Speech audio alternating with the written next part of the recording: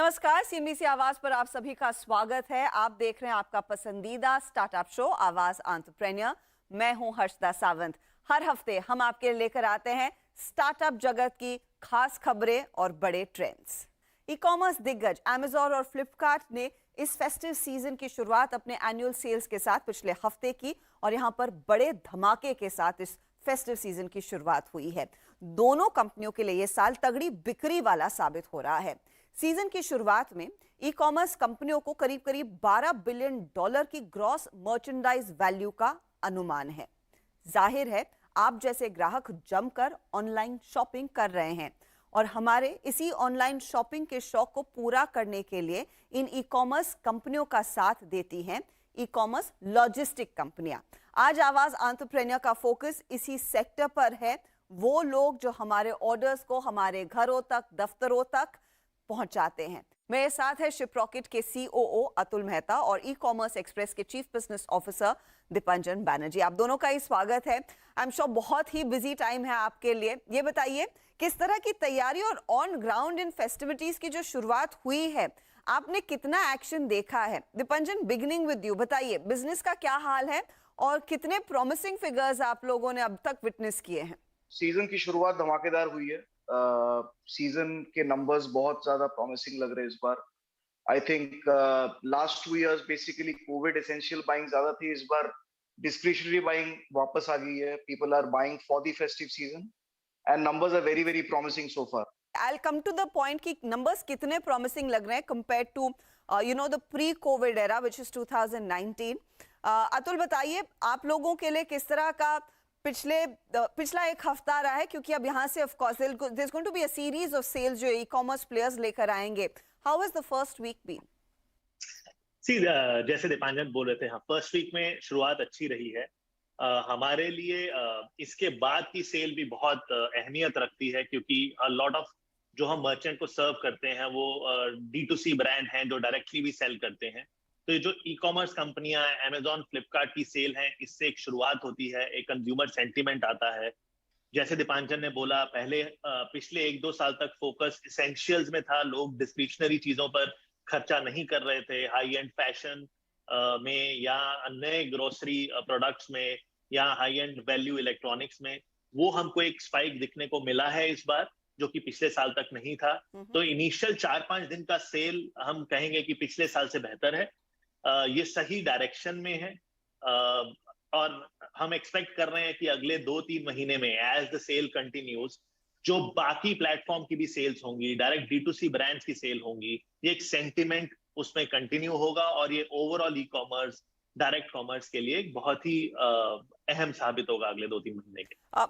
इसमें आप लोगों की जो भूमिका है ज्यादा अहमियत रखती है, क्योंकि हमारे लिए आसान होता है एज अ कस्टमर कि आप वेबसाइट पर गए या ऐप पर गए, कुछ सिलेक्ट किया, क्लिक किया और हम उम्मीद करते हैं कि मिनटों में वो डिलीवर हो जाएगा। इस डिलीवरी को मिनटों में करने के लिए या फिर घंटों में करने के लिए मुझे बताइए आप लोगों ने कितना एफर्ट लिया? दीपांजन, ई कॉमर्स एक्सप्रेस ने इनफैक्ट पहले ही इन्वेस्टमेंट कर लिया था आपके वेयर हाउसेज में, कुछ और फुटप्रिंट आपने बढ़ाया है। प्रेप कैसे किया आपने इस पर्टिकुलर साल के लिए, क्योंकि लगभग सभी को अनुमान था कि इतना यूफोरिया और अच्छा खासा पैसा खर्च होने वाला है अब की बारी? देखिए, हर पीक सीजन की खासियत ये होती है कि इसकी प्रिपरेशन पीक सीजन की बहुत पहले शुरू हो जाती है। सो अगर इस साल का एग्जांपल बोलो तो इस साल की प्रिपरेशन लगभग फरवरी और मार्च में शुरू हो गई थी। And the preparation is not only about delivering shipments, आपका पूरा infrastructure goes through a serious ramp up. आपके नए हब्स आते हैं, आपका नया इंफ्रा आता है, ऑटोमेशन पे बहुत ज्यादा फोकस करते हैं हम लोग। So between last year and this year हमने अपनी कैपेसिटी मल्टी मिलियन शिपमेंट से बढ़ाई है। फिर आती है कि जो लोग आपको घर पे आके डिलीवर करते हैं उसकी जो कैपेसिटी होती है, क्योंकि ultimately it's a human dependent industry. So हमने बेसिकली अपने जो लोग हैं, we ramped up that number from let's say 30-35,000 to around 55,000 delivery boys. And हमारा एक गिग प्लेटफॉर्म भी है जो बेसिकली आप देखते हो, जो डिलीवरी बॉयज आपके घर आते हैं। Total delivery boys has gone up to around 60-70,000 in terms of people who are delivering shipments every day. Okay.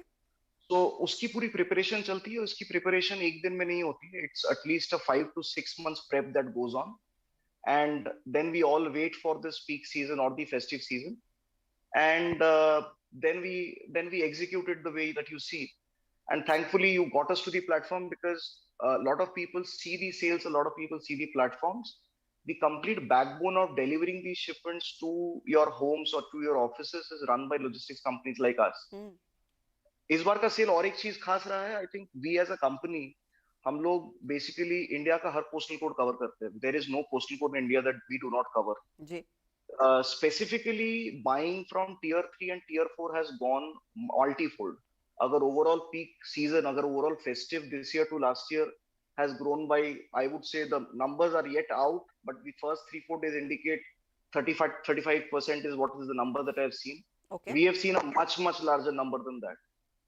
But in my opinion, tier 3 and tier 4 has grown more than 80% than last year. Wow. Which is a fantastic sign for the ecosystem. I think the real India e-commerce is there. There is a huge population waiting to shop online, and people have started buying online, which is the best thing for the industry to happen. Pre-COVID to post-COVID, ऐसी एक channel shift की वजह से today Indian e-commerce is around 5.5 to 6% of the overall retail. I think pre-COVID this was around 3.5%. So एक huge channel shift हुआ है. And all this growth primarily is coming from tier 3 and tier 4, where people are buying today. That is the real Bharat. That's the real e-commerce for India. And आने वाले time पे भी आप अगर सोचोगे कि ये growth कहाँ से आएगी, the new users will also come from tier 3, tier 4, which is why we are very gung-ho that this will grow. तो भारत पर फोकस है ई-कॉम एक्सप्रेस का. क्या शिपरॉकेट ने भी यही आंकड़े देखे हैं? टियर 3, टियर 4 में सबसे ज्यादा डिमांड है, वहां पर आपको डिलीवरी सेंटर्स और भी बनाने की जरूरत पड़ रही है क्या? आई थिंक एक क्लैरिफिकेशन, शिपरॉकेट एज सच हमारी डिलीवरी फ्लीट नहीं रहती है. हम ई कॉम डिलीवरी या बाकी सब पार्टनर्स के साथ मिलके काम करते हैं. तो जैसे आपने टियर 3, टियर 4 के बारे में बोला, हाँ वहां पर डिमांड पिछले 3-4 महीने से पोस्ट कोविड वेव के बाद वहां पर ई कॉमर्स का पेनिट्रेशन बढ़ रहा है. मैं आपको बताता हूं हमने तैयारी कैसे करी. आई थिंक तैयारी की दो की पहलू थे जब हम देख रहे थे बिजनेस को. एक, क्योंकि हम 50-60 हजार मर्चेंट के साथ काम करते हैं जिनका सेल्स फेस्टिव सीजन आता है, उसके लिए हमको एक सही तरीके से प्रोजेक्शन और प्लानिंग की बहुत अहमियत होती है, ताकि हम वो इनपुट दीपांजन जैसे हैं ई कॉम में उनको दे पाए, ताकि वो एक बहुत अहम तरीके से प्लानिंग कर पाए, जो लास्ट माइल मिडल माइल की वो बात कर रहे थे. और दूसरा, जैसे आपने कहा कि कंज्यूमर को आज चाहिए कि उनका शिपमेंट जल्द से जल्द पहुंच जाए, और उसका एक अहम तरीका है कि हम कैसे गुड्स को कंज्यूमर के पास स्टोर कर सकें, कैसे हम वेयर हाउसिंग का सर्विस दे सकें ब्रांड्स को, मर्चेंट्स को, मार्केट प्लेस के अलावा भी. तो उसमें हमने बहुत मेहनत करी पिछले 6-7 महीने में. शिपरॉकेट में जैसे हमारे पास 15 से 20 वेयर हाउस होते थे.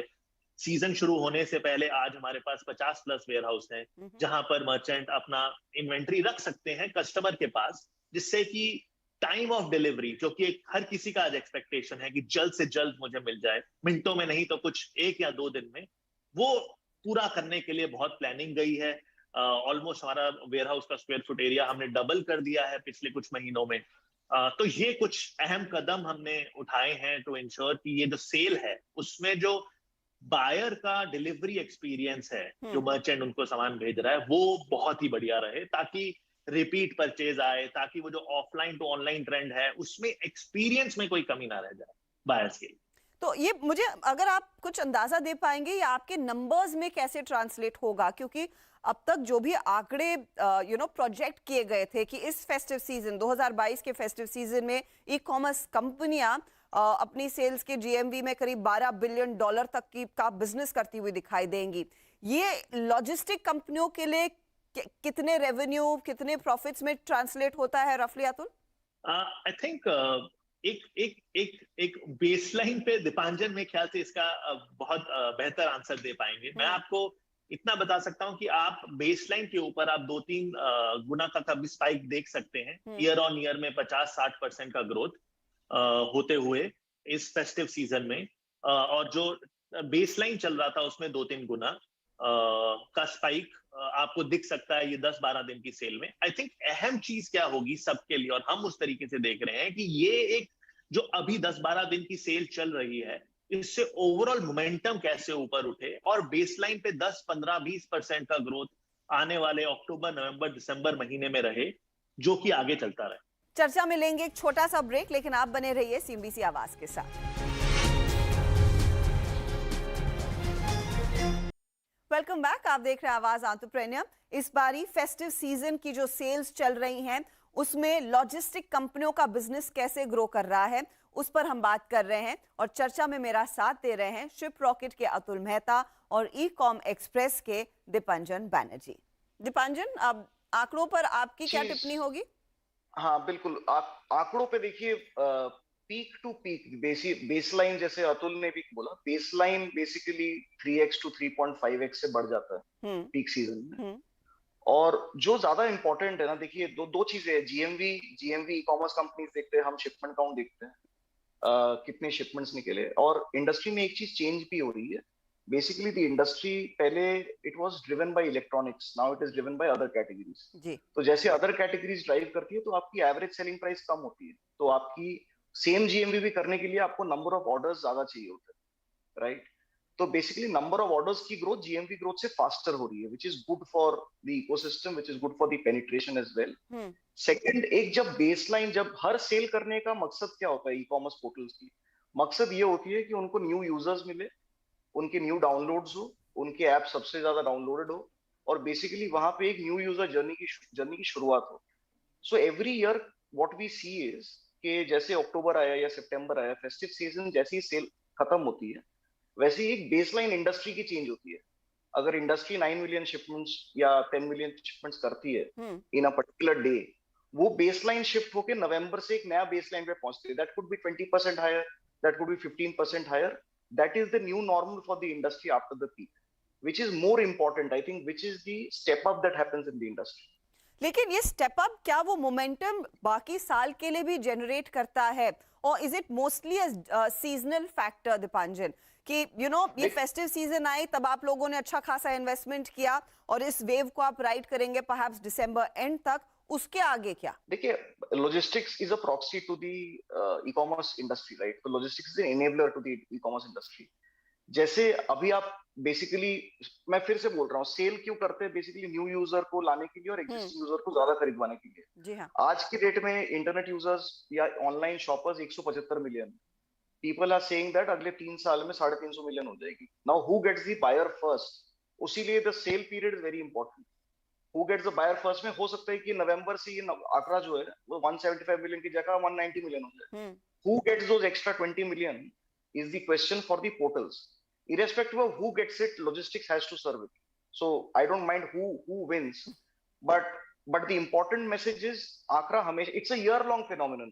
एक नया मोमेंटम शुरू होता है जो पूरे साल चलता रहता है। देखिए, ई कॉमर्स इंडस्ट्री जीएमवी में आज की डेट में 30-35% हर साल ग्रो करती है, और basically transportation which serves e-commerce industry grows at 40-45% every year.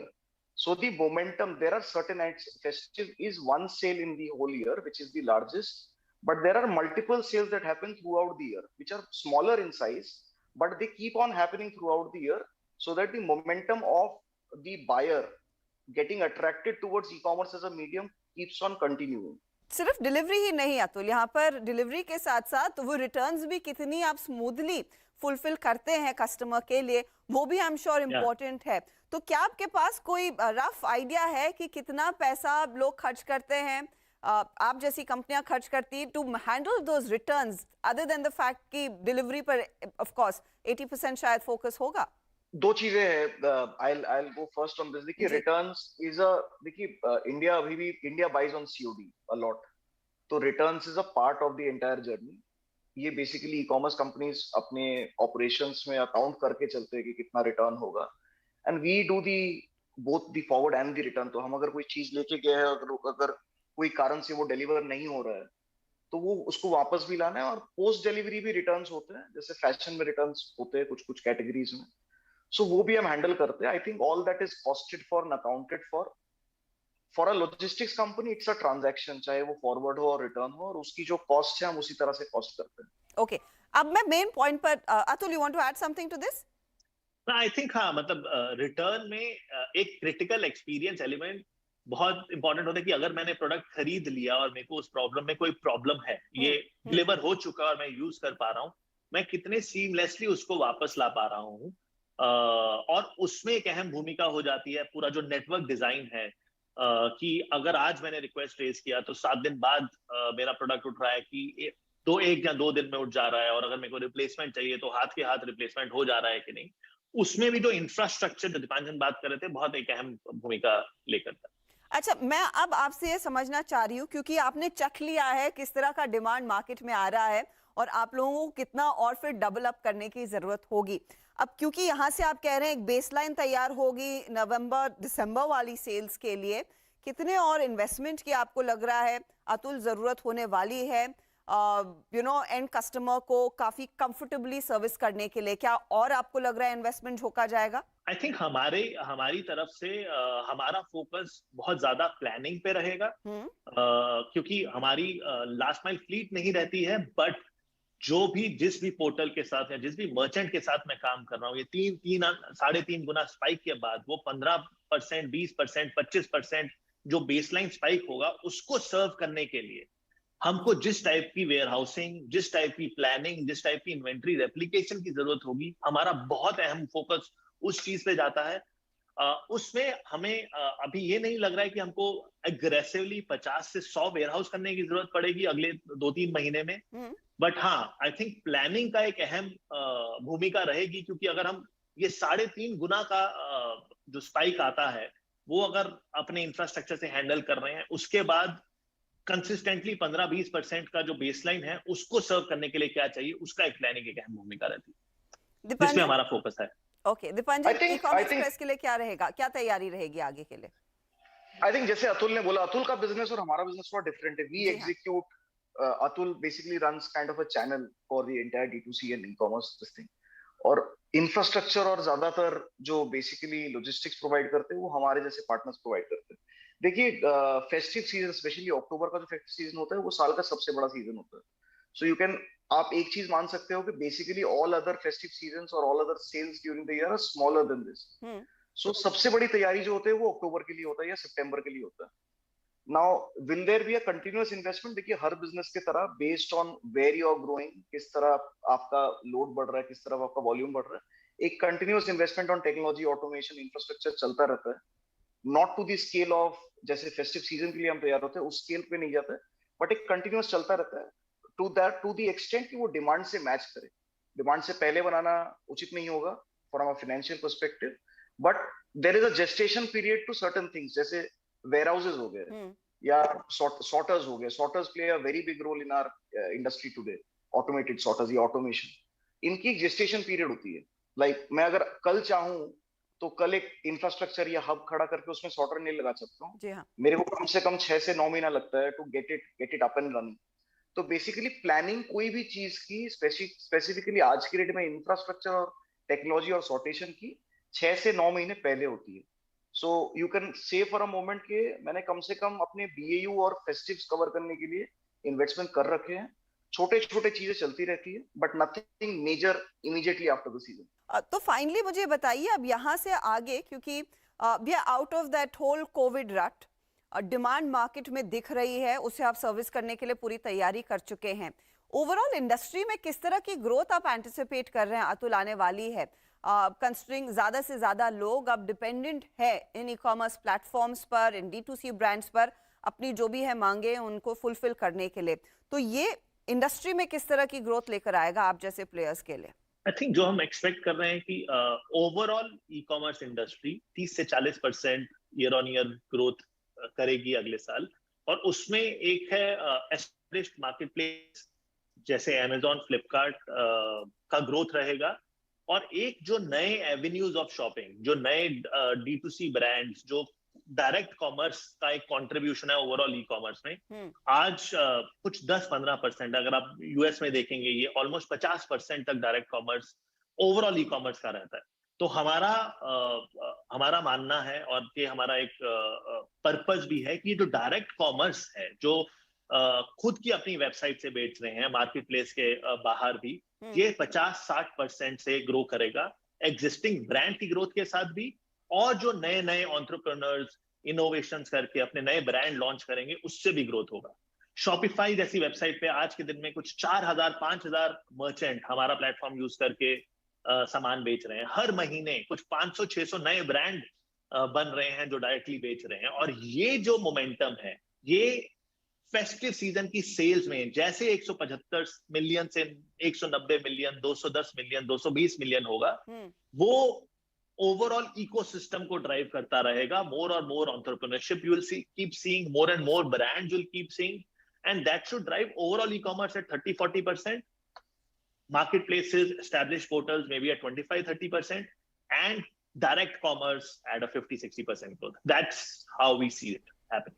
Okay. जैसे अतुल का एक point, I'll just add to that. I think we are just at the cusp where India is taking the leap in the e-commerce journey. जैसे अभी penetration भी बहुत कम है। अगर आप developed countries या comparable developed countries की penetration देखोगे, that is at least 25 to 30% higher than us in terms of, अगर हम 5% of retail online में करते हैं, चाइना 30% करता है, right? So बहुत ज्यादा gap है। I think the demand of overall online will at least be 7 to 8x when I think of it in the next 6 to 7 years. Okay. मतलब आज की रेट में अगर 280 करोड़ शिपमेंट ट्रेड होती है या 300 करोड़ शिपमेंट ट्रेड होती है साल में, वो नंबर होने वाला है अराउंड 1100 करोड़ या 1200 करोड़ शिपमेंट बाय 2026।